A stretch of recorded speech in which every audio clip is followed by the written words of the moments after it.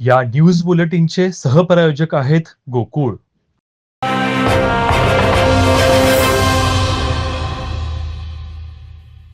रत्नागिरी जिल्ह्याच्या हद्दीत मध्यरात्री वरवडे किनाऱ्यापासून 10 वाव समुद्रात अनधिकृतपणे एलईडी लाईट आणि जनरेटर लावून मासेमारी करणाऱ्या नौकेला मच्छीमारीसाठी सहाय्य करणाऱ्या एका बोटीला कस्टम विभागाच्या गस्ती पथकानं ताब्यात घेतलं आहे.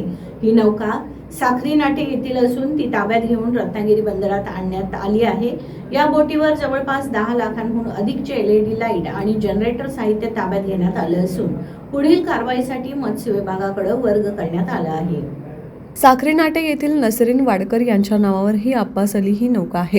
कस्टम विभागाचं पथक 26 तारखेला रात्री समुद्रात गस्त घालत असताना मध्यरात्री 12:30 वाजण्याच्या सुमारास वरवडे गावापासून 10 वाव समुद्रात जनरेटरवर मोठमोठे एलईडी लाईट लावून मच्छीमारांना एक नौका सहाय्य करीत असल्याचं लक्षात आलं. कस्टमचे गस्ती पथक त्या ठिकाणी पोहोचले असता मच्छीमारी नौका पळून गेला, मात्र एलईडी लाईट दाखवणारी नौका या पथकाने ताब्यात घेतली आहे.